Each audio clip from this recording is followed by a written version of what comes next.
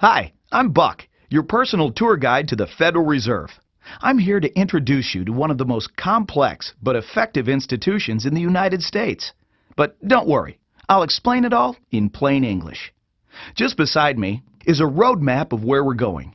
Together, we'll walk through the Federal Reserve System, literally. And along the way, I'll show you just what goes on around here and why it's important. By the end of this tour, you too will be able to explain the Federal Reserve in plain English. There is no other agency of government which can overrule actions that we take. There is no other agency of government which can overrule actions that we take. There is no other agency of government which can overrule actions that we take. That would effectively be a takeover of monetary policy by the Congress, a repudiation of the independence of the Federal Reserve, which would be highly destructive to the stability of the financial system, the dollar, and our national economic situation. The Federal Reserve does not own any gold at all. We have not owned gold since 1934.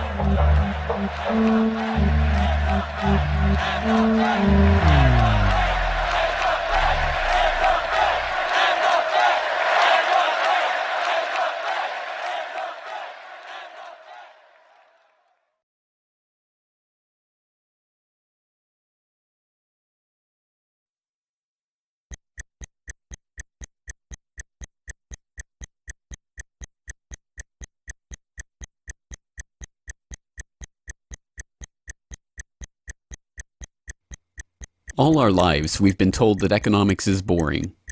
It's dull. It's not worth the time it takes to understand it. And all our lives, we've been lied to.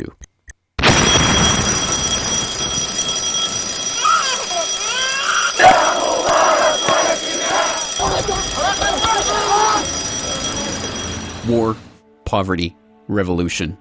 They all hinge on economics, and economics all rests on one key concept. Money. Money. It is the economic water in which we live our lives. We even call it currency. It flows around us, carries us in its wake, drowns those who are not careful. We use it every day, in nearly every transaction we conduct. We spend our lives working for it, worrying about it, saving it, spending it, pinching it. It defines our social status. It compromises our morals. People are willing to fight, die, and kill for it. But what is it? Where does it come from? How is it created? Who controls it? It is a remarkable fact that, given its central importance in our lives, not one person in 100 could answer such basic questions about money as these. So if you were planning a family, you'd want to know where babies come from. Yeah. And this is a lot about banking. So let me ask you, where does money come from? Where does the money come from? Where does any money? The government prints it. It's printed off. Where does money come from? How is new money created? By labor. People work and produce wealth, and the money is supposed to match that wealth. Where does money come from? Well, I have a pretty different outlook on money. It actually comes from, like, trees, right? But why is this? How could we be so ignorant about a topic of such importance? Where does money come from is a basic, childlike question. So why is our only response the childlike answer meant as a joke? It grows on trees. Such a profound state of ignorance could not come about naturally. From the time we are children, we are curious about the world and eager to learn about the way it works. And what could lead to a better understanding of the way the world works than a knowledge of money, its creation and destruction? Yet discussion of this topic is fastidiously avoided in our school years and ignored in our daily life. Our monetary ignorance is artificial, a smoke screen that has been erected on purpose and perpetrated with the help of complicated systems and insufferable economic jargon. But it doesn't take an economist to understand the importance of money. Deep down, we all know that the wars, the poverty, the violence we see around us hinges on this question of money. It seems like a 1,000-piece jigsaw puzzle just waiting to be solved. And it is. The puzzle pieces, taken together, create an image of the Federal Reserve, America's central bank and the heart of the country's banking system. Despite its central importance to the economy, relatively few have heard of it, and fewer still know what it is, despite the bank's attempts at self-description. Our economy runs on a complex system of exchange of goods and services, in which money plays a key part. Coin, currencies, savings, and checking accounts, the overall supply of money is managed by the Federal Reserve. Money is the medium through which economic exchanges take place, and money as a standard of value helps us to set prices for goods and services. The job of managing money, monetary policy, is to preserve the purchasing power of the dollar while ensuring that a sufficient amount of money is available to promote economic growth. The Federal Reserve also promotes the safety and soundness of the institutions where we do our banking. It ensures that the mechanisms by which we make payments, whether by cash, check, or electronic means, operate smoothly and efficiently. And in its fiscal role, acts as the banker for the United States government. Now, these duties comprise the major responsibilities of our central bank. But in order to really understand the Federal Reserve, we must first understand its origins and context. We must deconstruct the puzzle. The first piece of that puzzle lies here, in the White House. This is where the Federal Reserve Act, then known as the Currency Bill, was signed into law after passing the House and Senate in late December 1913. The New York Times of Christmas Eve 1913 described the festive scene. The Christmas spirit pervaded the gathering. While the ceremony was a little less impressive than that of the signing of the Tariff Act on October 3rd last in the same room, the spectators were much more enthusiastic and seized every occasion to applaud. There in the White House that fateful December evening, President Wilson signed away the last veneer of control over the American money supply to a cartel, a well-organized gang of crooks so successful, so cunning, so well hidden that even now, a century later, few know of its existence, let alone the details of its operations. But those details have been openly admitted for decades. Of course, just as we have been taught to find economics boring, we have been taught that this story is boring. This is the way the Federal Reserve itself tells it. The United States was facing severe financial problems. At the turn of the century, most banks were issuing their own currency, called banknotes. The trouble was, currency that was good in one state was sometimes worthless in another. People began to lose confidence in their money, since it was only as sound as the bank that issued it. Fearful that their bank might go out of business, they rushed to exchange their banknotes for gold or silver. By attempting to do so, they created the Panic of 1907. During the panic, people streamed to the banks and demanded their deposits. The banks could not meet the demand.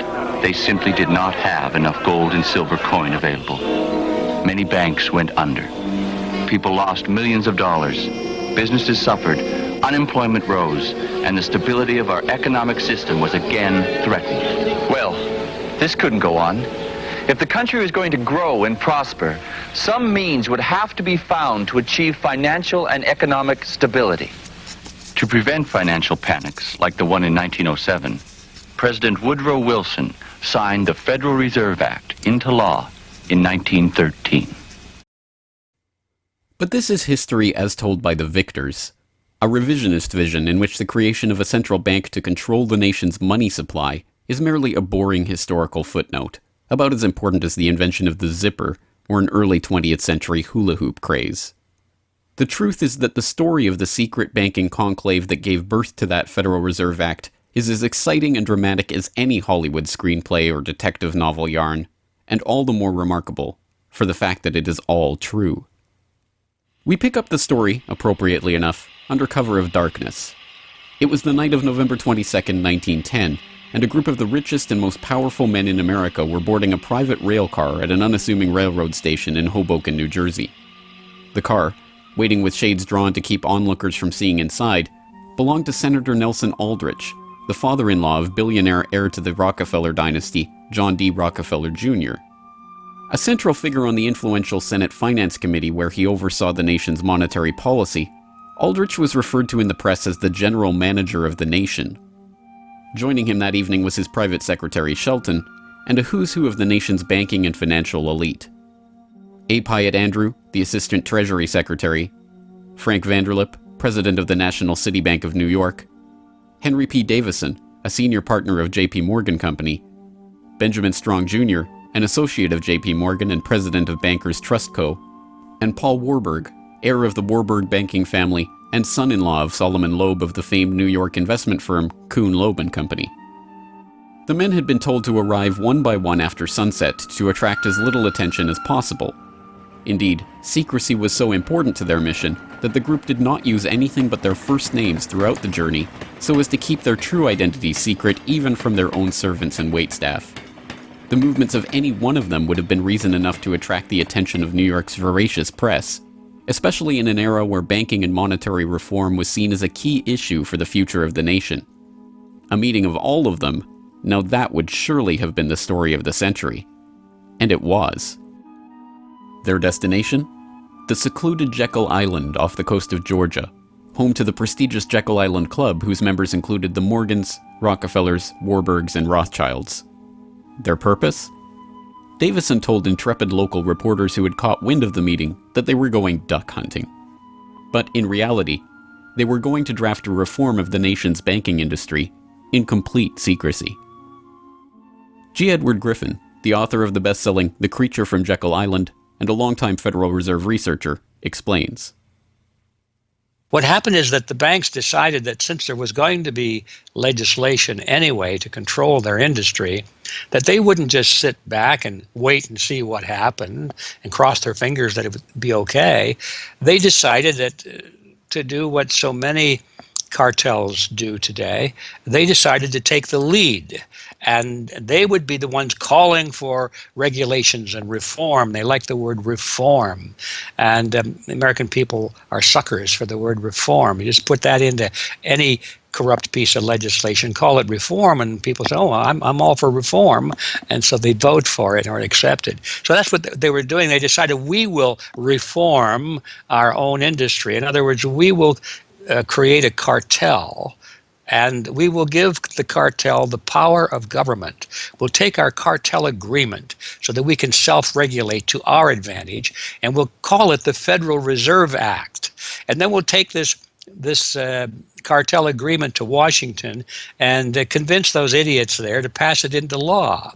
And that basically was the strategy. It was a brilliant strategy. Of course, we see it happening all the time, and certainly in our own day today, we see the same thing happening in other cartelized industry. Right now, we're watching it unfold in the field of healthcare, but at that time, it was banking, all right? And so the banking cartel wrote their own rules and regulations, called it the Federal Reserve Act, got it passed into law, and it was very much to their liking because they wrote it. And in essence, what they had created is a set of rules which made it possible for themselves to regulate their industry, but they went even beyond that. In fact, it's clear to me when I was reading their letters and their conversations at the time and the debates that they never dreamed that Congress would go along and also give them the right to issue the nation's money supply. I mean, not only were they now going to regulate their own industry, which is what they started out as wanting to do, but they got this incredible gift that they didn't dream would be given to them, although they were negotiating for it. And that was Congress gave them the authority to issue the nation's money. And Congress gave away the sovereign right to issue the nation's money to the private banks. And so all of this was in the Federal Reserve Act, and the American people were joyous because they were told and they were convinced that this was finally a means of controlling this big creature from Jekyll Island. Amazingly enough, they were successful, not just in conspiring to write the legislation that would eventually become the Federal Reserve Act, but in keeping that conspiracy a secret from the public for decades. It was first reported on in 1916 by Bertie Charles Forbes, the financial writer who would later go on to found Forbes magazine.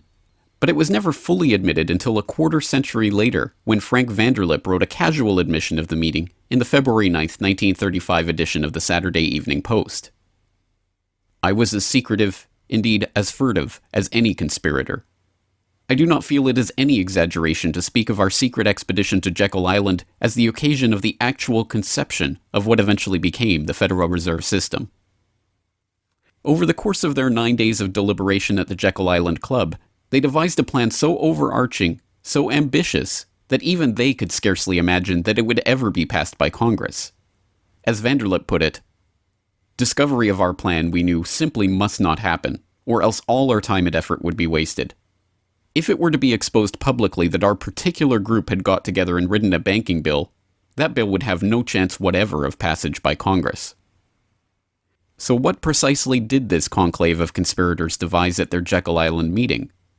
A plan for a central banking system to be owned by the banks themselves, a system which would organize the nation's banks into a private cartel that would have sole control over the money supply itself. At the end of their 9-day meeting, the bankers and financiers went back to their respective offices content in what they had accomplished. The details of the plan changed between its 1910 drafting and the eventual passage of the Federal Reserve Act, but the essential ideas were there. But ultimately, this scene on Jekyll Island, too, is just one piece of a larger puzzle. And like any other puzzle piece, it has to be seen in its wider context for the bigger picture to become visible. To understand the other pieces of the puzzle and their importance in the creation of the Federal Reserve, we have to travel backward in time. The story begins in late 17th century Europe. The 9 Years' War is raging across the continent as Louis XIV of France finds himself pitted against much of the rest of the continent over his territorial and dynastic claims. King William III of England, devastated by a stunning naval defeat, commits his court to rebuilding the English navy. There's only one problem: money. The government's coffers have been exhausted by the waging of the war, and William's credit is drying up. A Scottish banker, William Patterson, has a banker's solution. A proposal to form a company to lend £1 million to the government at 6% plus £5,000 management fee, with the right of note issue. By 1694, the idea has been slightly revised, a £1.2 million loan at 8% plus £4,000 for management expenses, but it goes ahead. The magnanimously titled Bank of England is created. The name is a carefully constructed lie, designed to make the bank appear to be a government entity, but it is not. It is a private bank owned by private shareholders for their private profit, with a charter from the king that allows them to print the public's money out of thin air and lend it to the crown. What happens here at the birth of the Bank of England in 1694 is the creation of a template that will be repeated in country after country around the world. A privately controlled central bank lending money to the government at interest, money that it prints out of nothing. And the jewel in the crown for the international bankers that creates this system is the future economic powerhouse of the world, the United States. In many important respects, the history of the United States is the history of the struggle of the American people against the banksters that wish to control their money. By the 1780s, with colonies still fighting for independence from the crown, the bankers will get their wish. In 1781, the United States is in financial turmoil. The Continental, the paper currency issued by the Continental Congress to pay for the war, has collapsed from overissue and British counterfeiting. Desperate to find a way to finance the end stages of the war, Congress turns to Robert Morris, a wealthy shipping merchant who was investigated for war profiteering just 2 years earlier. Now, as Superintendent of Finance of the United States from 1781 to 1784, he is regarded as the most powerful man in America, next to General Washington. In his capacity as Superintendent of Finance, Morris argues for the creation of a privately owned central bank deliberately modeled on the Bank of England that the colonies were supposedly fighting against. Congress, backed into a corner by war obligations and forced to do business with the bankers just like King William in the 1690s, acquiesces and charters the Bank of North America as the nation's first central bank. And exactly as the Bank of England came into existence loaning the British Crown £1.2 million, the BNA started business by loaning $1.2 million to Congress. By the end of the war, Morris has fallen out of political favor and the Bank of North America's currency has failed to win over a skeptical public. the BNA is downgraded from a national central bank to a private commercial bank chartered by the state of Pennsylvania. But the bankers have not given up yet. Before the ink is even dry on the Constitution, a group led by Alexander Hamilton is already working on the next privately owned central bank for the newly formed United States of America. So brazen is Hamilton in the forwarding of this agenda that he makes no attempt to hide his aims or those of the banking interests he serves. A national debt, if it is not excessive, will be to us a national blessing, he wrote in a letter to James Duane in 1781. It will be a powerful cement of our union. It will also create a necessity for keeping up taxation to a degree which, without being oppressive, will be a spur to industry. Opposition to Hamilton and his debt-based system for establishing the finances of the U.S. is fierce. Led by Jefferson and Madison, the bankers and their system of debt enslavement is called out for the force of destruction that it is, with Thomas Jefferson writing, "The spirit of war and indictment, since the modern theory of the perpetuation of debt, has drenched the earth with blood and crushed its inhabitants under burdens ever accumulating." Still, Hamilton proves victorious.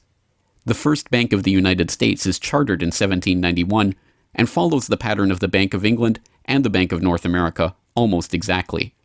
A privately owned central bank with the authority to loan money that it creates out of nothing to the government. In fact, it is the very same people behind the new bank as were behind the old Bank of North America.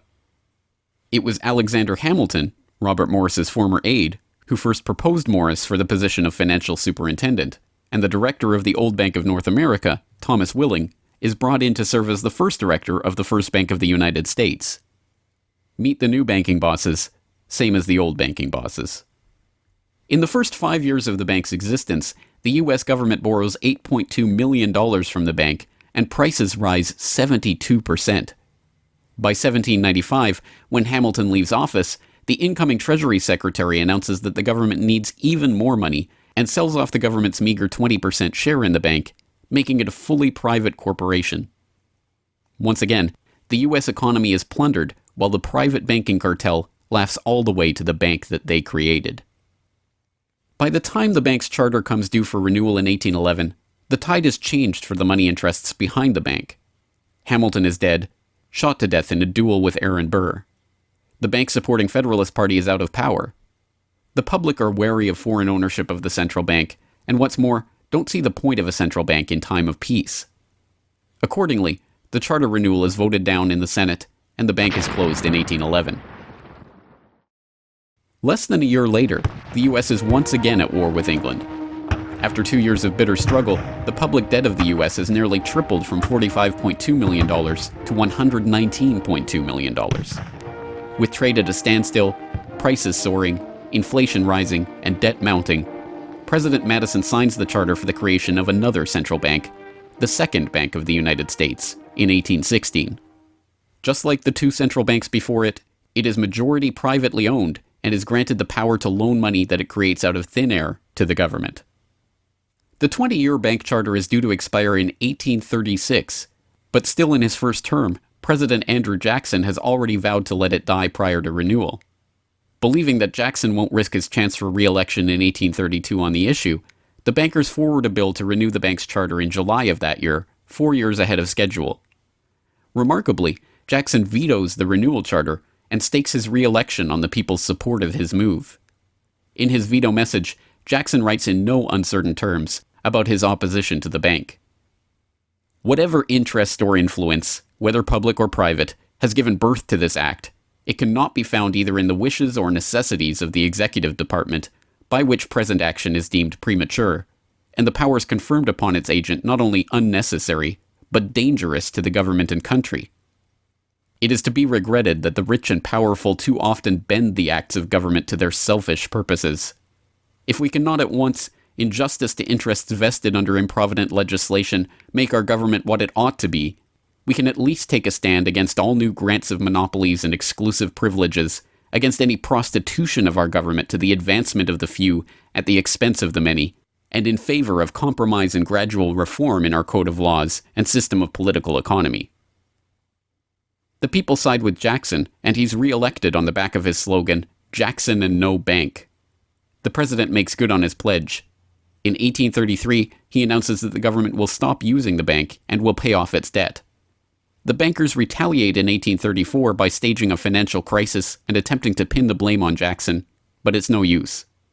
On January 8, 1835, President Jackson succeeds in paying off the debt, and for the first and only time in its history, the United States is free from the debt chain of the bankers. In 1836, the Second Bank of the United States charter expires, and the bank loses its status as America's central bank. It is 77 years before the bankers can regain the jewel in their crown, but it is not for lack of trying. Immediately upon the death of the bank, the banking oligarchs in England react by contracting trade, removing capital from the US, demanding payment in hard currency for all exports, and tightening credit. This results in a financial crisis known as the Panic of 1837, and once again Jackson's campaign to kill the bank is blamed for the crisis. Throughout the late 19th century, the United States is rocked by banking panics brought about by wild banking speculation and sharp contractions in credit. By the dawn of the 20th century, the bulk of the money in the American economy has been centralized in the hands of a small clique of industrial magnates, each with a near monopoly on a sector of the economy. There are the Astors in real estate, the Carnegies and the Schwabs in steel, the Harrimans, Stanfords, and Vanderbilts in railroads, the Mellons and the Rockefellers in oil. As all of these families start to consolidate their fortunes, they gravitate naturally to the banking sector. And in this capacity, they form a network of financial interests and institutions that centered largely around one man, banking scion and increasingly America's informal central banker in the absence of a central bank, John Pierpont Morgan. John Pierpont Morgan, or Pierpont as he prefers to be called, is born in Hartford, Connecticut in 1837 to Junius Spencer Morgan, a successful banker and financier. Morgan rides his father's coattails into the banking business, and by 1871 is partnered in his own firm, the firm that was eventually to become J.P. Morgan and Company. It is Morgan who finances Cornelius Vanderbilt's New York Central Railroad. It is Morgan that finances the launch of nearly every major corporation of the period, from AT&T to General Electric to General Motors to DuPont. It is Morgan who buys out Carnegie and creates the United States Steel Corporation, America's first billion-dollar company. It is Morgan who brokers a deal with President Grover Cleveland to save the nation's gold reserves by selling $62 million worth of gold to the Treasury in return for government bonds. And it is Morgan who, in 1907, sets in motion the crisis that leads to the creation of the Federal Reserve. That year, Morgan begins spreading rumors about the precarious finances of the Knickerbocker Trust Company, a Morgan competitor and one of the largest financial institutions in the United States at the time. The resulting crisis, dubbed the Panic of 1907, shakes the U.S. financial system to its core. Morgan puts himself forward as a hero, boldly offering to help underwrite some of the faltering banks and brokerage houses to keep them from going under. After a bout of hand-wringing over the nation's finances, a congressional committee is assembled to investigate the Money Trust, the bankers and financiers who brought the nation so close to financial ruin and that wield such power over the nation's finances. The public follows the issue closely, and in the end a handful of bankers are identified as key players in the Money Trust's operations, including Paul Warburg, Benjamin Strong Jr., and J.P. Morgan. Andrew Gavin Marshall, editor of the People's Book Project, explains. At the beginning of the 20th century, there was an investigation following the greatest of these financial panics, which was in 1907. And this investigation was on what was called the Money Trust, which found that three banking interests, J.P. Morgan, National City Bank, and the Citibank of New York, I believe it was, basically controlled the entire financial system. So three banks. And the public hatred towards these institutions was unprecedented. There was an overwhelming consensus in the country for establishing a central bank. But there were many different interests in pushing this, and everyone had sort of their own specific purpose behind advocating for a central bank. So to represent the most people, you had farmer interests, populists, progressives, who were advocating a central bank because they couldn't take the recurring panics, but they wanted government control of a central bank. They wanted it to be exclusively under the public control because they despised and feared the New York banks as wielding too much influence. So for them, a central bank would be a way to curb the power of these private financial interests.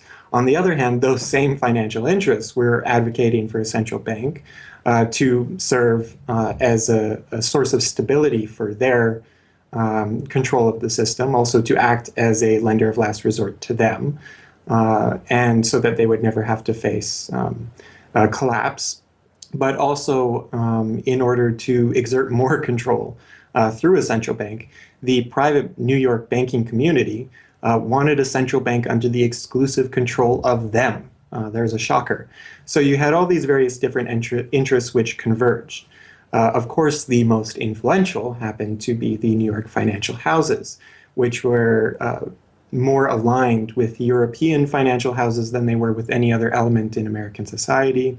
The main individual behind the founding of the Federal Reserve was Paul Warburg, who was a partner with Kuhn, Loeb and Company, European banking house. His brothers were prominent bankers in Germany at that time, and he had, of course, close connections with every major financial and really big industrial firm in the United States, and most of those existing in Europe. And he was discussing all these ideas with his fellow compatriots in advocating for a central bank. In 1910, Warburg got the support of a senator named Senator Aldrich, whose family later married into the Rockefeller family. Again, I'm sure just a coincidence, but Aldrich invited Warburg and a number of other bankers to a private secret meeting on Jekyll Island, just off the coast of Georgia, where they met in 1910 to discuss the construction of a central bank in the United States, but one which, of course, would be owned and serve the interests of the private bankers. Aldrich then, in 1911, presented this as the Aldrich Plan or the Aldrich Bill in the U.S. Congress, and it was actually voted out. The public, suspicious of Senator Aldrich's banking connections, ultimately reject the Jekyll Island Cabal's Aldrich Plan. The Cabal does not give up, however. They simply revise and rename their plan, giving it a new public face, that of Senator Robert Owen and Representative Carter Glass. In the end, the money trust that was behind the Panic of 1907 uses the public's own outrage against them to complete their consolidation of control over the banking system. The newly retitled Federal Reserve Act is signed into law on December 23, 1913, and the Fed begins operations the next year.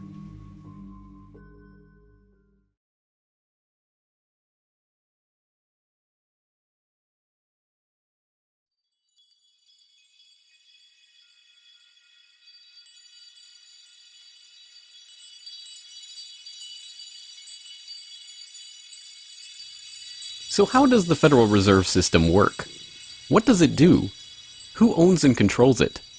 These are the basic questions that would get to the heart of the fundamental question, what is money?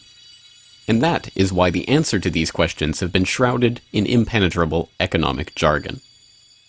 Even the Federal Reserve's own educational propaganda, which has an unusual tendency towards cutesy animation and talking down to its audience, has a difficult time summarizing the Fed's mission and responsibilities.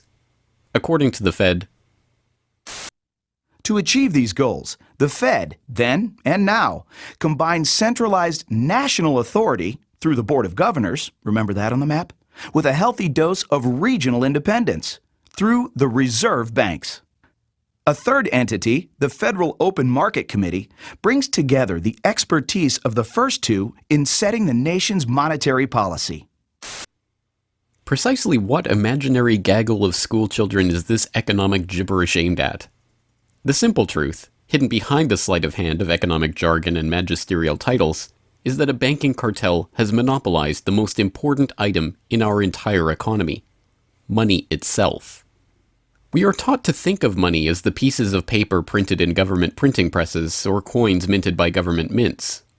While this is partially true, in this day and age, the actual notes and coins circulating in the economy represent only a tiny fraction of the money in existence.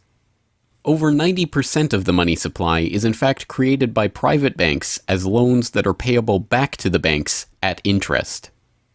Although this simple fact is obscured by the wizards of Wall Street and gods of money who want to make the money creation process into some special art of alchemy carefully overseen by the government, the truth is not hidden from the public.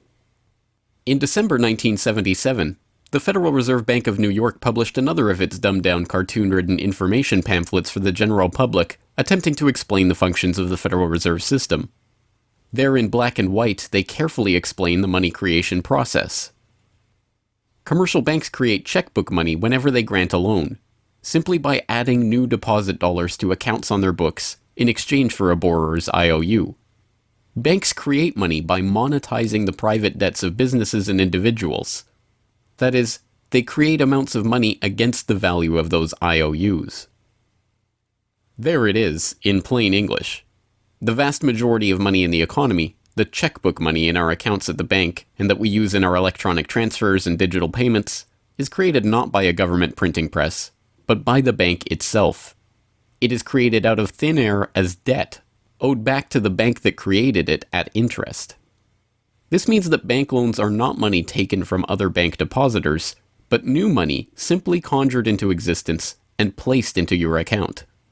And the bank is able to create much more money than it has cash to back up those deposits. The Fed claims to be the entity overseeing and backing up the banking industry. It was established, according to its own propaganda, to stabilize the system and prevent bank runs like the Panic of 1907 from happening again. Throughout much of the 1800s, almost any organization that wanted could print its own money. As a result, many states, banks, and even one New York druggist did just that. In fact, at one time, there were over 30,000 different varieties of currency in circulation. Imagine the confusion. Not only were there multitudes of currencies, some were redeemable in gold and silver, others were backed by bonds issued by regional governments. It was not unusual for people to lose faith both in the value of their currency and in the entire financial system. With many people trying to withdraw their deposits at once, sometimes the banks didn't have enough money on hand to pay their depositors. Then, when the funds ran out, the banks suspended payment temporarily, and some even closed. People lost their entire savings, and sometimes regional economies suffered. Obviously, something had to be done, and in 1913, something was. And that year, President Woodrow Wilson signed into effect the Federal Reserve Act. This act created the Federal Reserve System to provide a safer and more stable monetary and banking system. If that was indeed its aim, it signally failed to do so in running up one of the greatest bubbles in American history to that point in the 1920s, just a decade after its creation. The popping of that bubble, of course, led directly into the Great Depression and one of the greatest periods of mass poverty in American history. Economists have long argued that the Fed itself was the cause of the Depression by its complete mismanagement of the money supply. As former Federal Reserve Chairman Ben Bernanke admitted in a speech commemorating Fed critic Milton Friedman's 90th birthday, regarding the Great Depression, "You're right, we did it. We're very sorry. But thanks to you, we won't do it again." Price stability is another cited tenet of the Federal Reserve's mandate. But here, too, the Fed has completely failed to live up to its own standards. Aside from the banking system, the Federal Reserve has another responsibility that's probably even more important. It's in charge of something called monetary policy. Basically, it means trying to keep prices stable to avoid inflation. Say you buy a CD today for $14. But what if next year the price of the CD jumped to $20 or $50? Not because of a change in supply or demand, but because all prices were going up. That's inflation. There are a lot of different causes of inflation, but one of the most important is too much money. The Fed can adjust the money supply by injecting money into the system electronically or by withdrawing money from the economy. Think of it. The Federal Reserve has the ability to create money and make it disappear. What's most important is what happens as a result. Anytime the supply of money is altered, the effects are felt throughout the economy. The Fed's methods have changed over time to take advantage of the latest computers and electronics, but its mission remains the same: to aim for stable prices, full employment, and a growing economy. 100 years ago, in 1913, the Fed was created, and we've marked it with a vertical line there. Consumer prices now are about 30 times higher than they were when the Fed was created in 1913. Paper money, too, is the responsibility of the Federal Reserve. Hence, the dollars in circulation are not Treasury notes, not bills of credit, but Federal Reserve notes, debt-based notes backed up, ultimately, by the government's own promise to pay. It's sovereign bonds backed up by the taxpayers themselves. At one time, the Federal Reserve banks were legally required to keep large stockpiles of gold in reserve to back up these notes. But that requirement was abandoned, and today the notes are backed up mostly by government securities. The Fed no longer keeps any actual gold on its books, but gold certificates issued by the Treasury and valued not at the spot price of $1,300 per troy ounce, but an arbitrarily fixed statutory price of $42 2/9 per ounce. But I do have one question. During the crisis or any time that you're aware of, has the Federal Reserve or Treasury participated in any gold swaps arrangements? The Federal Reserve does not own any gold at all. We have not owned gold since 1934. So we have not engaged in any gold swaps. But it appears on your balance sheet that you hold gold. What appears on our balance sheet is gold certificates. When we turned before 1934, the Federal Reserve did own gold. We turned that over by law to the Treasury and received in return for that gold certificate. If the Treasury entered into, because under the Exchange Stabilization Fund, I would assume they probably have the legal authority to do it, they wouldn't be able to do it then because you have the securities for essentially all the gold? No, we have no interest in the gold that is owned by the Treasury. We have simply an accounting document that is called gold certificates that represents the value at a statutory rate and still that we gave to the Treasury in 1930. And still measured at $42 an ounce, which makes no sense whatsoever. Clearly, there is a discrepancy between what we are led to believe is motivating the Fed and what it actually does. To understand what the Fed is actually intended to do, it's first important to understand that the Federal Reserve is not a bank per se, but a system. This system codifies, institutionalizes, oversees, and undergirds a form of banking called fractional reserve banking, in which banks are allowed to lend out more money than they actually have in their vaults. The whole process starts, the process of decay and corruption starts with something called fractional reserve banking.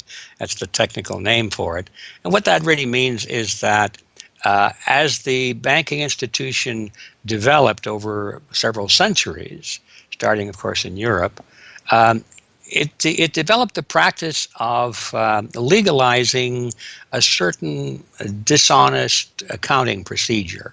In other words, in the very, very beginning, if you want to go all the way back, people would bring their gold or silver to the banks for safekeeping.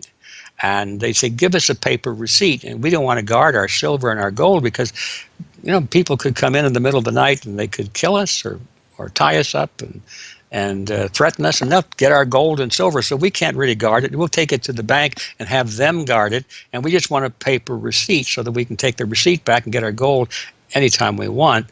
And so in the beginning, money was receipt money. They could then, instead of changing or exchanging the gold coins, they could exchange the receipts, and people would accept the receipts just as well as the gold, knowing they could get the gold. And so these paper receipts being circulated were, in essence, the very first examples of paper money. Well, the banks learned early on that game that here they were sitting on this pile of gold and all these paper receipts out there. People weren't bringing the receipts in anymore. Very few of them, maybe 5%, maybe 7% of the people would bring in their paper receipts and ask for the gold. So they said, why don't we just sort of give more receipts out than we have gold? They'll never know because we only are asked at the best 7% of it, so we can create more receipts for gold than we have, and we can collect interest on that because we'll loan that into the economy and we'll charge interest on this money that we don't really have. And it's a pretty good gimmick, don't you think? And they, well, yeah, of course. And so that's how fractional reserve banking started. And now it's institutionalized, and they teach it in school. No one ever questions the integrity of it or the ethics of it. They say, well, that's the way banking works. And isn't it wonderful that we now have this flexible currency and we have prosperity and all of this sort of thing? So it all starts with this concept of fractional reserve banking. And the trouble is with that is it works most of the time, but every once in a while, there are a few ripples that come along that are a little bit bigger than the other ripples, and maybe one of them is a wave, and more than 7% will come in and ask for their gold. Maybe 20% will come in, or 30%. And well, now the banks are embarrassed because the fraud is exposed. They say, well, we don't have your gold. What do you mean you don't have my gold? I gave it to you and put it on deposit, and you said you'd safeguard it. Well, we don't have it. We loaned it out. So then the word gets out, and everybody and their uncle comes and lines up for their gold. And of course, they don't have it, and the banks are closed. They have bank holidays, and the banks are embarrassed. They go out of business. People lose their savings, and you have these terrible banking crashes that were ricocheting all around the world prior to this time. And that's what caused the concern. One of the things that caused the concern of the American people, they didn't want that anymore. They wanted to put a stop to that. And that was the whole purpose, supposedly, of the Federal Reserve System, was to put a stop to that. But since the people who designed the plan to put a stop to it were the very ones who were doing it in the first place, you can not be surprised that their solution was not a very good one insofar as the American people were concerned. Their solution was to expand it. Not to control it, but to expand it. See, prior to that time, this little game of fractional reserve banking was localized at the state level. Each state was doing its own little fractional reserve banking system. Each state, in essence, had its own Federal Reserve. Central banks were authorized by state law to do this sort of thing, and that was causing all this problem. And so the Federal Reserve came along and said, well, no, we're not going to do this at the state level anymore because look at all the problem it's causing. We're going to consolidate it all together, and we're going to do it at the national level. The key to this system, of course, is who controls this incredible power to regulate the economy by setting reserve requirements and targeting interest rates. The answer to this question, too, has been deliberately obscured. The Federal Reserve System is a deliberately confusing mishmash of public and private interests, reserve banks, boards and committees, centralized in Washington and spread out across the United States. So you have the Federal Reserve Board in Washington, appointed by the president. That's the only part of this system that is directly dependent upon the government for input. That's the federal part, that the government, the president specifically, gets to choose a few select governors. The 12 regional banks, the most influential of which is the Federal Reserve Bank of New York, essentially based in Wall Street to represent Wall Street, is representative of the major Wall Street banks who own shares in the private, not federal, but private Federal Reserve Bank of New York. All the other regional banks are also private banks. They vary according to how much influence they wield, but the Kansas City Fed is influential, the St. Louis Fed, the Dallas Fed. But the New York Fed is really the center of this system. And precisely because it represents the Wall Street banks who appoint the leadership of the New York Fed. So the New York Fed has a lot of public power, but no public accountability. It has no oversight. It does not answer to Congress the way that the chairman of the Federal Reserve Board of Governors does. And even then, the chairman of the Federal Reserve Board, who is appointed by the president, does not answer to the president. He does not answer to Congress. He goes to Congress to testify, but the policy that they set is independent. So they have no input from the government. The government can't tell them what to do, legally speaking. And of course, they don't. Do you think it would cause problems for the Fed or for the economy if that legislation was to pass? My concern about the legislation is that if the GAO is auditing not only the operational aspects of our programs and the details of the programs, but is making judgments about our policy decisions that would effectively be a takeover of monetary policy by the Congress, a repudiation of the independence of the Federal Reserve, which would be highly destructive to the stability of the financial system, the dollar, and our national economic situation. The Federal Open Market Committee is responsible for setting interest rates. Now, this committee, which is enormously powerful, has as its membership the governor and vice chair of the Federal Reserve Board. But the Federal Open Market Committee, most of the membership is the presidents of the regional Federal Reserve banks representing private interests. So they have significant input into setting the interest rates. Interest rates are not set by a public body, they're set by private financial and corporate interests. And that's whose interests they serve, of course. The reason that the Federal Reserve goes to such great lengths to make its organizational structure as confusing as possible is to cover up the massive conflicts of interest that are at the heart of the system. The fact is that the Federal Reserve System is comprised of a board of governors, 12 regional banks, and an open market committee. The privately owned member banks of each Federal Reserve Bank vote on the majority of the Reserve Bank's directors, and the directors vote on members to serve on the Federal Open Market Committee, which determines monetary policy.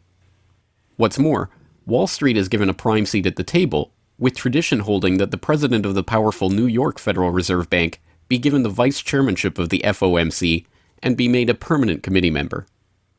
In effect, the private banks are the key determinants in the composition of the FOMC, which regulates the entire economy. According to the Fed, its monetary policy decisions do not have to be approved by the president or anyone else in the executive or legislative branches of government, it does not receive funding appropriated by the Congress, and the terms of the members of the Board of Governors span multiple presidential and congressional terms. Or, in the words of Alan Greenspan, what is the proper relationship, what should be the proper relationship between a chairman of the Fed and a president of the United States?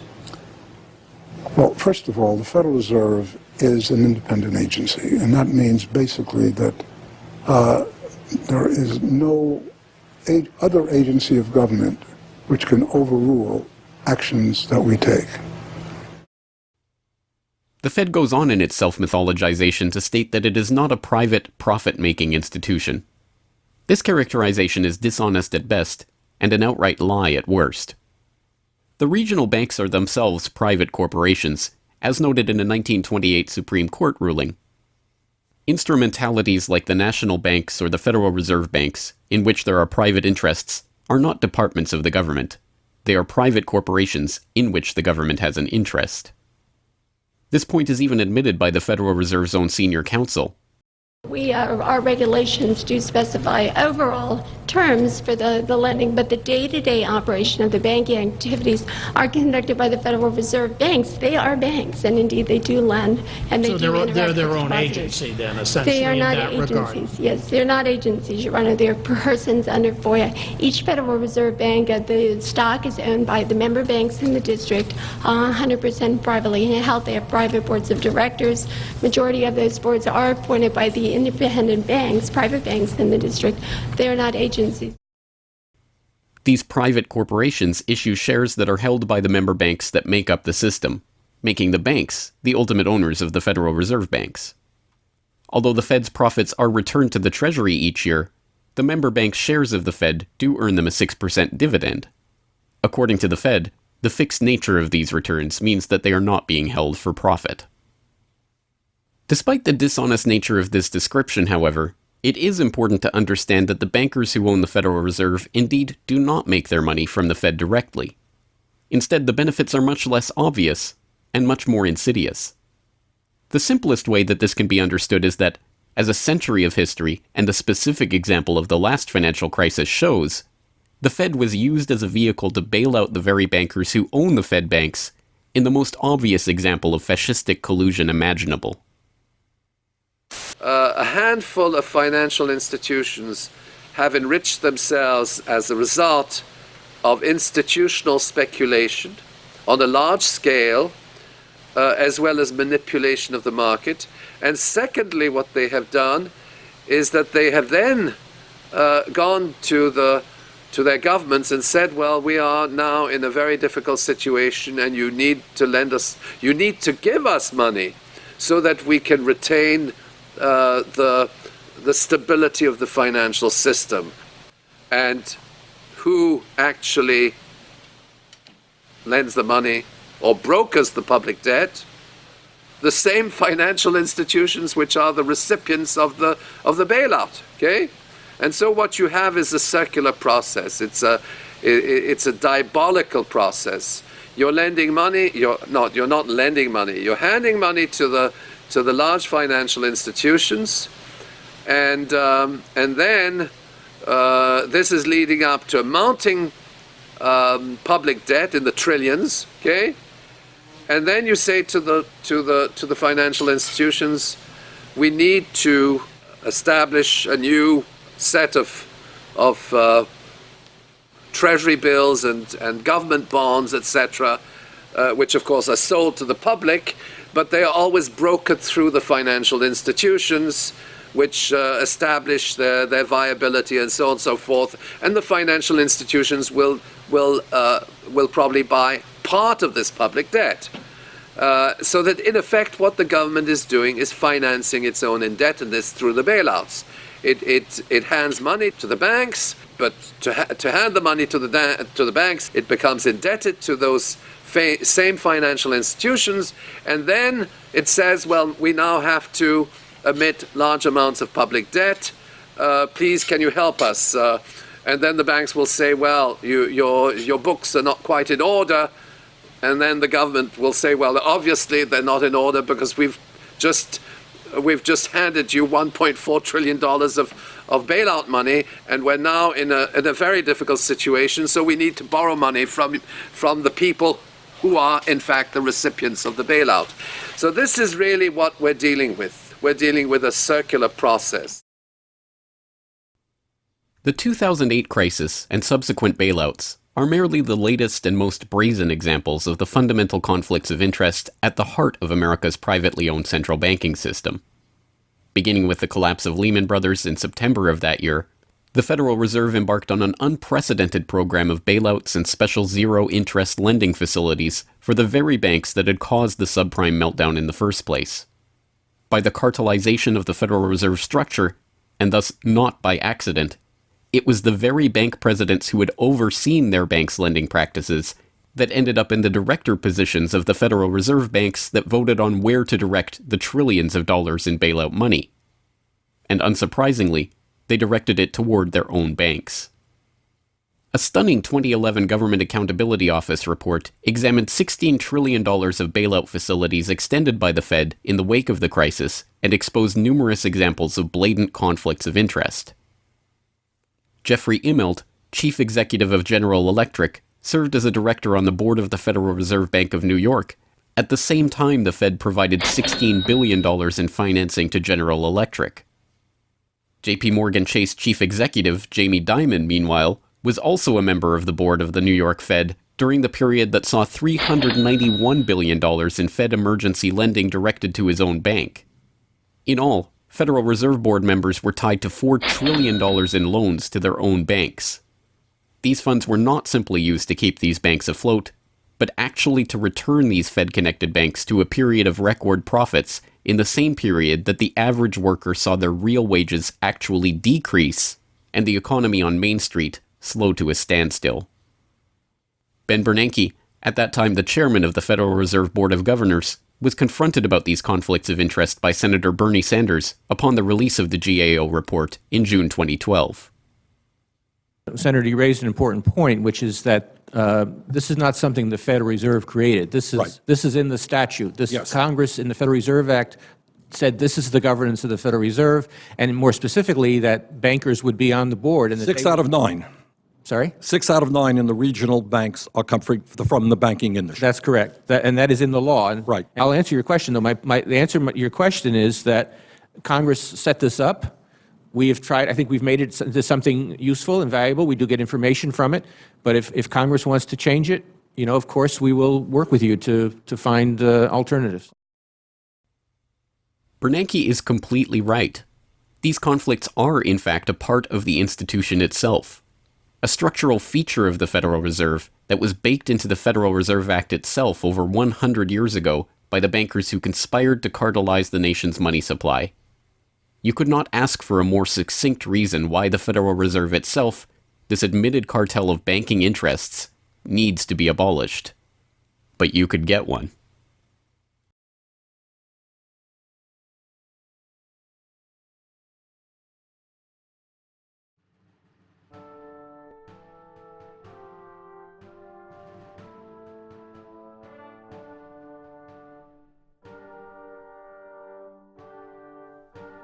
We now know that for centuries, the people of the United States have been at war with the international banking oligarchs. That war was lost, seemingly for good, in 1913, with the creation of the Federal Reserve. With the passage of the Federal Reserve Act, President Woodrow Wilson consigned the American population to a century in which the money supply itself has depended on the whims of the banking cabal. A century of booms and busts, bubbles and depressions, has led to a wholesale redistribution of wealth toward those at the very top of the system. At the bottom, the masses toil in relative poverty, single-income households becoming double-income households out of necessity, their quality of life being slowly eroded as the Federal Reserve notes that pass for dollars are themselves devalued. Worse yet, the fraud itself perpetuates Alexander Hamilton's persistent myth that a national debt is necessary at all. The US is now locked into a system whereby the government issues bonds to generate the funds for their operations, bonds that are backed up by the taxation of the public's own labor.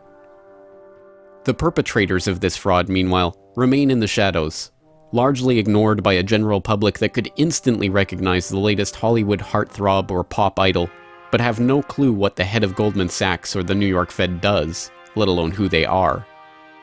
This cabal bear allegiance to no nationality, no philosophy or creed, no code of ethics. They are not even motivated by greed, but power. The power that the control of the money supply inevitably brings with it.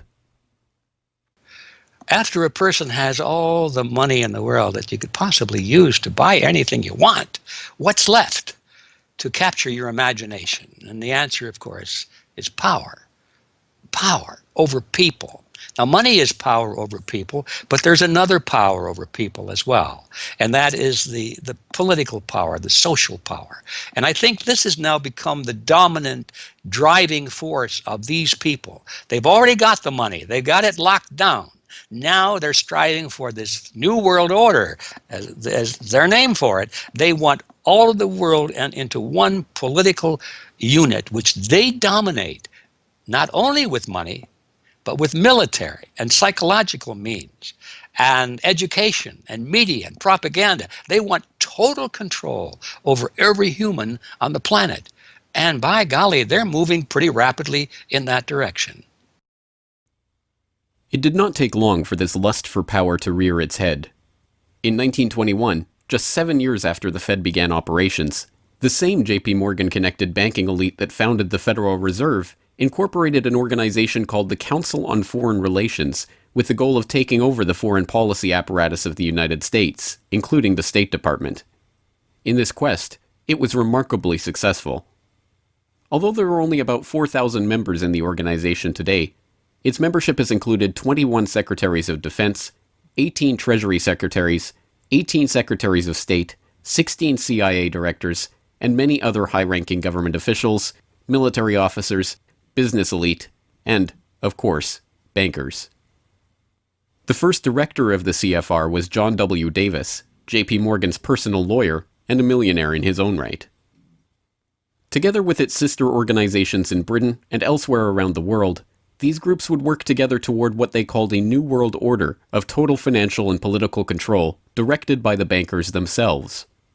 As Carroll Quigley, noted Georgetown historian and mentor of Bill Clinton, wrote in his 1966 work, Tragedy and Hope, A History of the World in Our Time, the powers of financial capitalism had a far-reaching aim, nothing less than to create a world system of financial control in private hands, able to dominate the political system of each country and the economy of the world as a whole.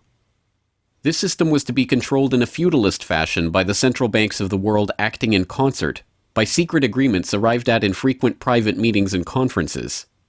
The apex of the system was to be the Bank for International Settlements in Basel, Switzerland, a private bank owned and controlled by the world's central banks, which were themselves private corporations.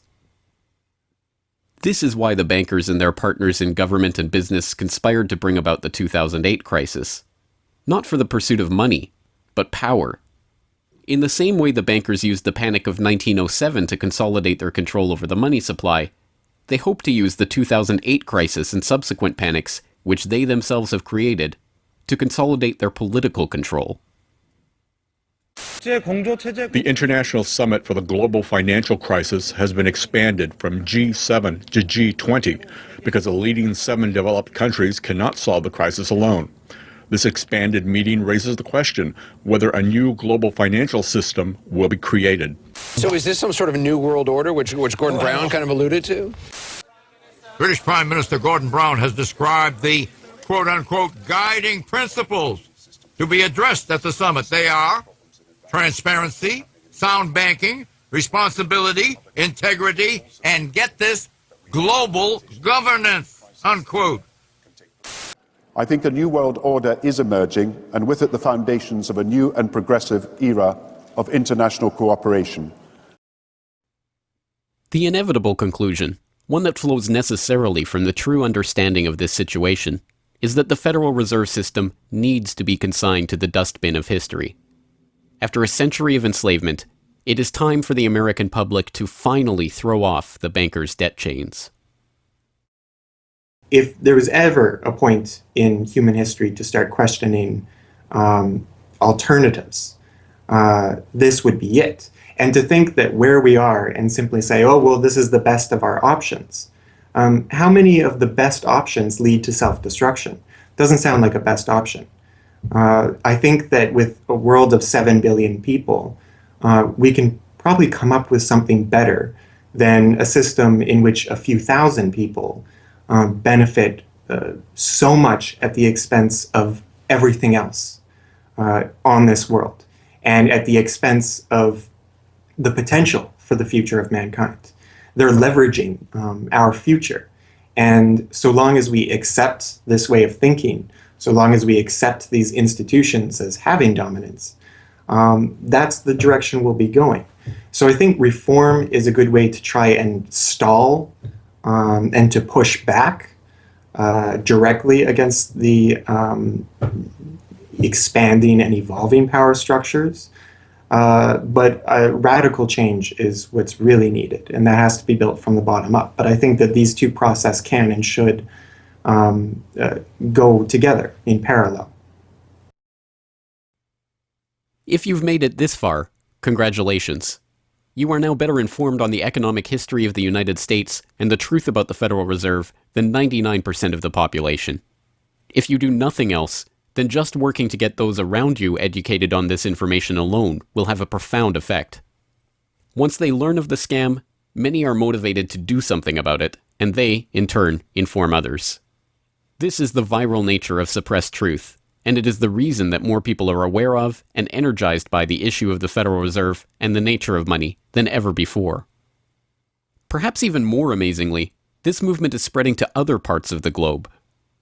Recognizing the interlocking nature of the modern global economy and the international nature of the banking oligarchy, movements to abolish the Federal Reserve have sprung up in Europe, where protests against the cartelized central banking system are taking place in over 100 cities, attracting 20,000 people on a weekly basis. I started this movement because I realized that the Federal Reserve Act, in my opinion, is one of the most worst laws in the whole world. So a private banking company is lending America the money, and in my opinion, America is not any more democratic. The Federal Reserve tells the government what to do, and that's a problem. It's a very big problem, especially in the US. Why is it a global issue, and why are people doing it here in Germany? Because when you realize that this finance system, it's a global system, you have to go to the really beginning of the system. And in my opinion, It's also the World Bank and the International Fund of Currencies and stuff like this. But at the beginning of all this is a law from 1913. Woodrow Wilson signed it, and this is the beginning of all this hardcore capitalism we are suffering right now from. And the only way to stop this is maybe to break this law. But what if the burgeoning movement to end the Fed is successful? What system do people propose as the answer? There have been several proposals along different lines by various researchers. Some argue for a return to America's colonial roots of debt-free money issued by state-run banks, pointing to the Bank of North Dakota as one already functioning, successful model of this approach. We've had two banking systems ever since the 1860s, with the state bank system and the federal bank system. And the federal bank system are the big Wall Street banks, particularly. They dominate the federal system. So they're taking over right now. I mean, in California, we don't even have any local banks where I am. They're now, we had two, and I had accounts in both of them, and they're now, one of them is Chase Bank, and the other is U.S. Bank. So they're both big Wall Street banks now. They've been taken over.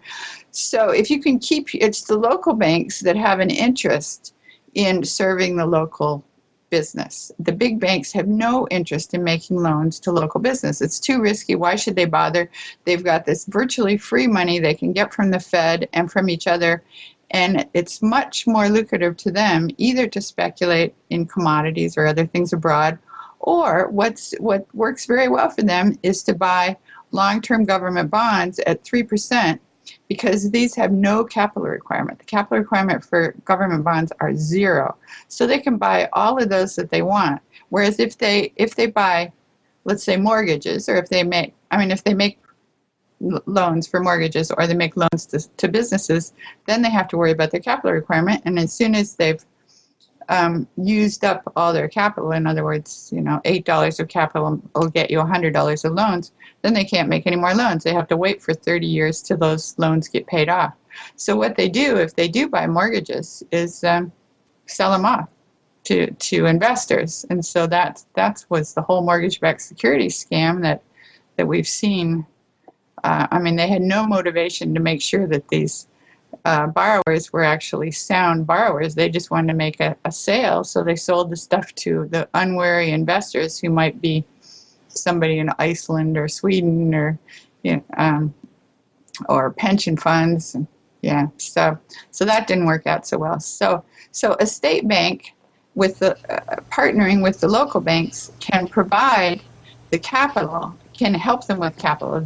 In North Dakota, the state bank guarantees the loans of the local banks, allowing them to make much bigger loans than they could otherwise. And the state bank provides liquidity to the small banks. That's why the small banks, the local banks, aren't making loans to small business right now, because they don't know that they can get money from the other banks as needed. The way banking works is they make the loan first. I mean, if you have credit lines to many different businesses, and if they all hit up their credit lines at once, you're going to run out of money.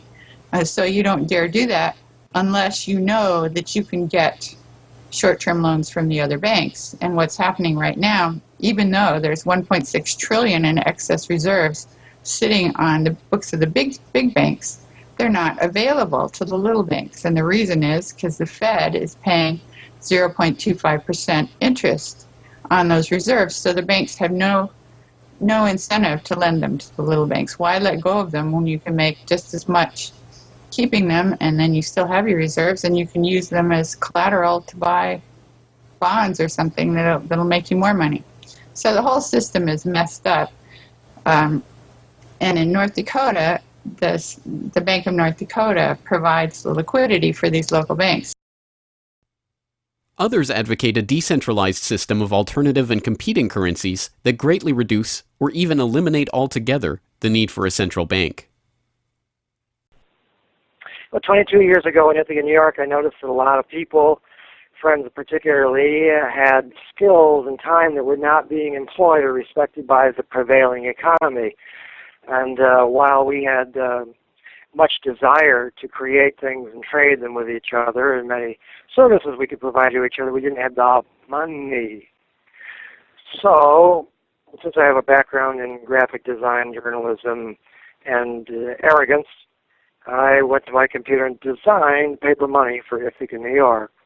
Designed pretty colorful money, with pictures of children, waterfalls, and trolley cars, and denominated in hours of labor. 1 hour note, half hour, quarter, eighth hour note, 2 hour note, and then began to issue to each of the pioneer traders who had agreed to be listed in the directory a specific starter amount. And the game began. An hour has been worth an hour of basic labor, or 10 US dollars, which at that time, 20 years ago, was double the minimum wage. People who usually expect more than $10 per hour of their service can charge multiple hours per hour, but the denomination puts between us as residents of our community that reminder that we are fellow citizens, not merely winners or losers scrambling for dollars. And it introduces us to each other on the basis of these skills and services that we have, that we are more proud to provide for each other than often is the case with a conventional job, just the stuff we have to do to get the money to pay the bills. So through that trading process, that more intimate scale process within the community, we're more easily able to become friends and lovers and political allies. It's an inspiring story, and tell people about how much money has circulated through this community. I mean, it's important for people to understand just how successful this has been. Because we're not a computer system, we don't have a specific volume of trading recorded, but by the grapevine, by phone surveys, and over the years watching the money move, we were able to guess very reliably that several $1 million equivalent of this money has transacted over those years, making loans without charging interest up to $30,000 value, which is the fundamental monetary revolution in our system. Then as well, making grants of the money to over 100 community organizations. Some argue for currencies whose mathematical nature prevent them from being merely conjured into existence whenever a federal government wants to wage another war of aggression or forge another link in the seemingly endless train of governmental tyranny and abuse. What people have to understand about Bitcoin is that it's a completely decentralized network. There's no central server, there's no controlling company, there's no office. It's just free software that anyone can download and start running on their computer anywhere in the world. And that the Bitcoins themselves can be transferred to or from anyone anywhere in the world. And it's impossible for any bank or government or entity to block you from sending or receiving those Bitcoins. There's a limited supply of those Bitcoins. There will never, ever, ever be more than 21 million Bitcoins. And so because, like everything, the price is set based on supply and demand, because the supply of Bitcoins is limited and the demand is increasing as more and more people start to use them and more websites start to accept them, the price of Bitcoins in terms of dollars is going to have to increase even a lot more than the $500 per Bitcoin that it is today. Are there any drawbacks at all to the idea of using a cryptocurrency? If you're part of the current power elite that can just print money at will to spend on whatever you feel like, then yeah, the world switching over to Bitcoin is probably not going to benefit you. But if you're one of the normal people that aren't working for the Federal Reserve or any central bank that's printing money to pay to your friends and that sort of thing, then a Bitcoin world is a wonderful thing for you. Sound money, cryptocurrencies, state banks, LETS programs, self-issued credit. These and many other solutions have all been proposed, and many of them are in use in different localities today. Information on all of these ideas and how they are being applied in various parts of the world are widely available online. The point is that the question of what money is and how it should be created is perhaps the single greatest question facing humanity as a whole, and yet it is one that has been almost completely eliminated from the national conversation. Until recently.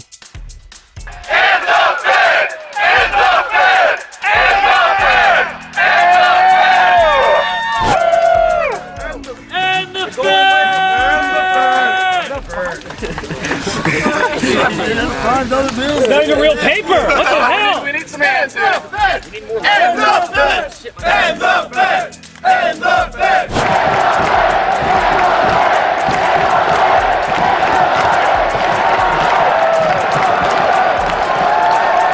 I haven't even gotten to that part yet. We can do it again when I get to that part.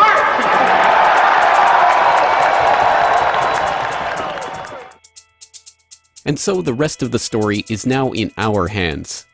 Once we understand the scam that has taken place, the gradual consolidation of wealth and power in the hands of an elite few banking oligarchs, and the growing impoverishment of the masses, all in the name of banking funny money created out of nothing and loaned to the public at interest, we can choose to get active or to do nothing at all. For those who choose to get active, there are some steps that you can take to help change the course of the system. First, follow the links and resources from the transcript of this documentary at corbettreport.com/Federal Reserve to familiarize yourself with the history, the connections, and the functions of the Federal Reserve System. If you can't explain this material to yourself, then you will never be able to teach it to others. Secondly, begin reaching out to others to bring them up to speed on the issue. It can be as simple as broaching this conversation in the Monday morning water cooler talk, or passing out a copy of this documentary, or sending out links to this information to your email list. Insert this topic into your conversations.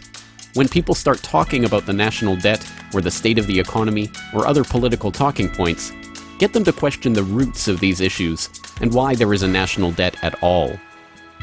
Thirdly, when you are able to find or create a group of like-minded people in your area who are engaged with the issue, start a study group on the issue and its solutions.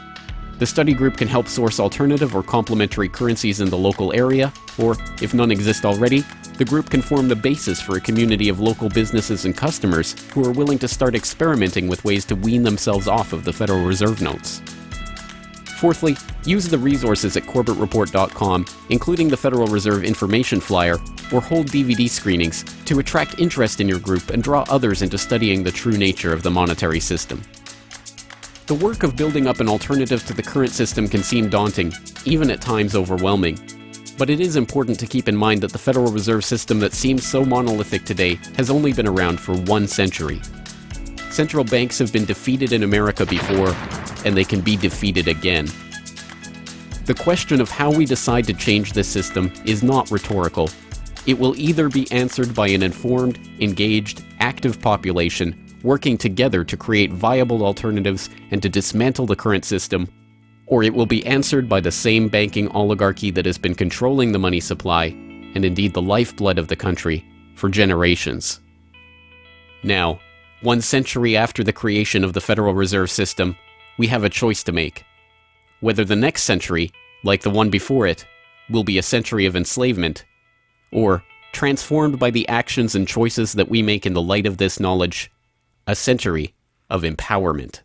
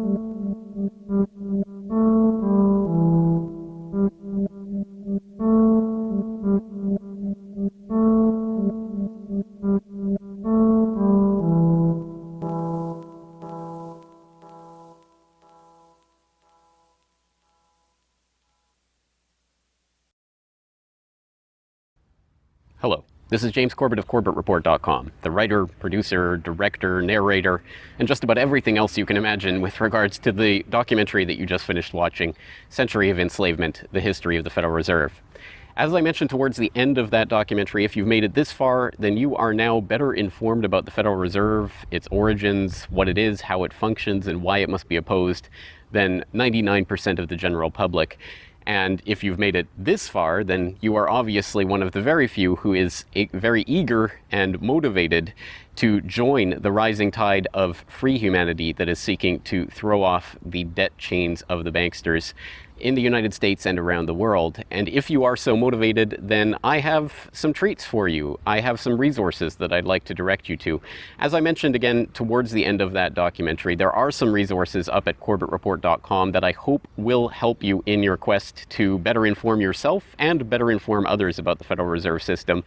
Because once again, if you can't explain this to yourself, then how could you ever hope to explain it to anyone else? So I think the first quest that we must all engage in is to improve our own understanding of the Federal Reserve System and how it functions, and then to spread that information to others. And on that note, once again, if you go to corbettreport.com, you'll be able to find, first and foremost, this documentary itself is, of course, 100% freely available online, which you would know because you're watching this right now. So, of course, there will be links to the YouTube version of this documentary or the downloadable MP4 version on my website. There's also audio MP3 files available for download.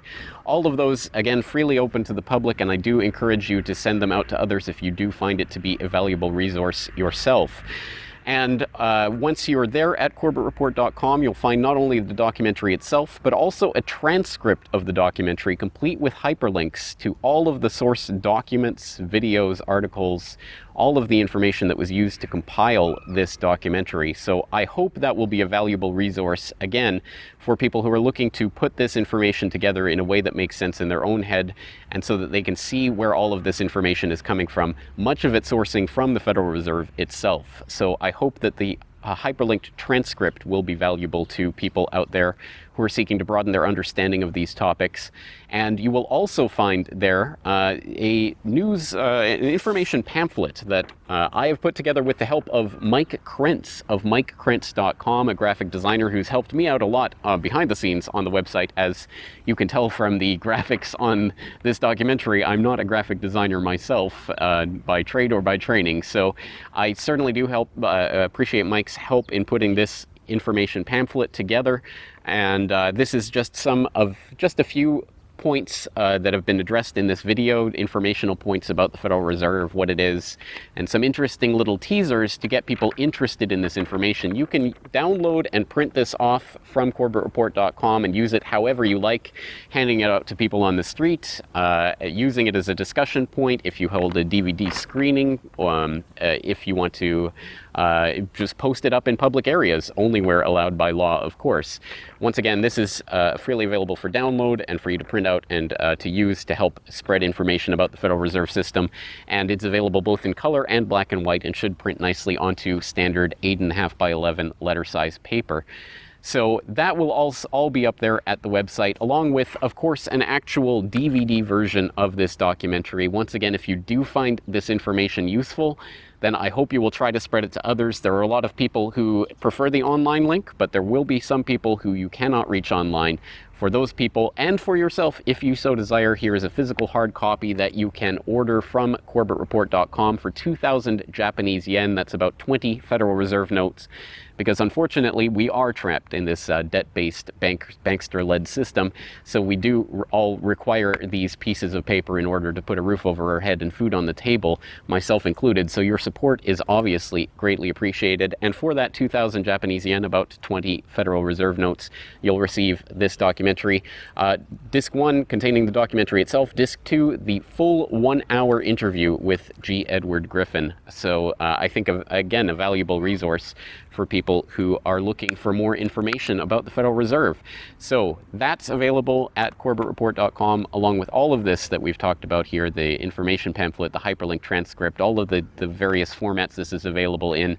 Once again, I've tried to make this as straightforward as possible and also as detailed as possible, so that you can start to further your own exploration and understanding of this system that we're facing.